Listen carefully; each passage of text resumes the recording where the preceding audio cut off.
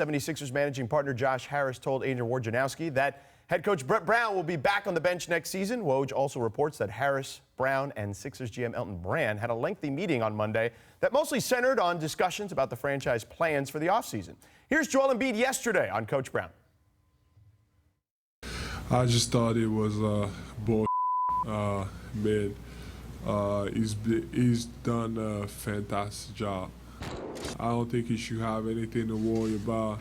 He's an amazing coach, a better person, and obviously I got a lot of love for him. And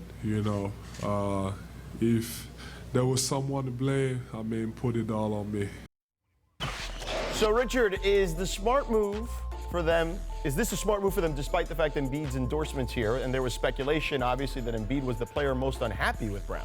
Well, no, and that's what I like about this. Like, Embiid has, even though there's been some up and downs, I think he's shown maturity in this postseason.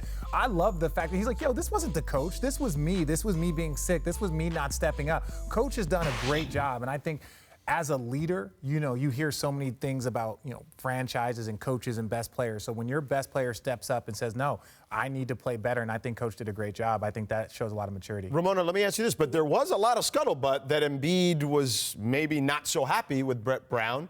Was that maybe the case, and maybe he realized, okay, you know what? Brett has shown me that he can take up for me, right? When Joel maybe had some moments in the playoffs where he didn't play so well, he was sick. Brett Brown stood up tall for Joel Embiid. Do you think that maybe played a factor in this? Well, Brett's always stood up tall for Joel Embiid. Yeah? And I think Joel recognizes that because both of them have been there throughout the entire process, right? Like they've seen this thing from beginning to end, and I think Joel has a lot of loyalty for Brett.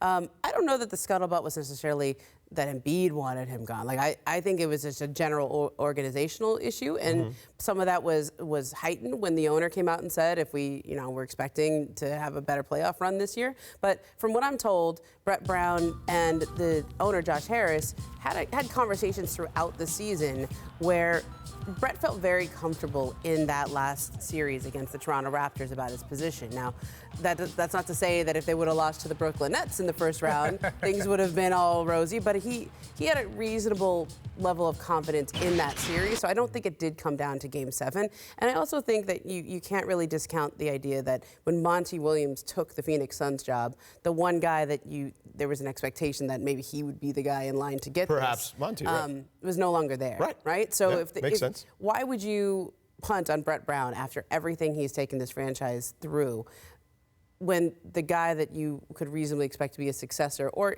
even just look at the field, who's out there for them to go get? Right. Who's better than Brett Brown? I mean, Brett Brown might be a top 10 NBA coach. Yeah, this team didn't take the jump that they wanted to this year, but it's also, Joel's 25 and Ben Simmons 22. Right. Yeah. Oh, agreed. And they lost in Game 7 on a crazy shot, right? To one of the top 5 players probably in the NBA. Right. And so, look, one thing that I like is when people are always talking about coaches and players, no one has ever been coddled to greatness, right? So if the coach is very difficult on Joel Embiid, he might have some moments where he's frustrated or even pissed off. But look, at the end of the day, if you believe that your coach is going to have you prepared, and I think it's always best when the best players or the top players look at themselves first before coaching, and I think that was very, very important. So, George, I spent a lot of time with the Sixers throughout this growth period. Through the process. Yeah, through the process, right? Okay, maybe not at the worst moments of the process, but through the last couple of years. Yeah. We got there when things started getting a little better. Yeah. And I remember one time Brett Brown told me this story about he likes to go running every day. He does. He's got to stay in shape, right? Which is like inspirational for all of us, right?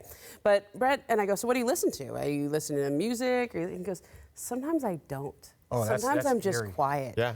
And I go, well, what are you thinking about it? And he's like, I'm always thinking about how to get the best out of these guys. Because I think he sees in Ben Simmons and Joel Embiid and the players that they have drafted there what a special group this can be. And it reminds him a lot of what the Spurs had with Tim Duncan and Manu Ginobili, Tony Parker, and how they grew those 3 players into a great culture, a dominant team, a dynasty.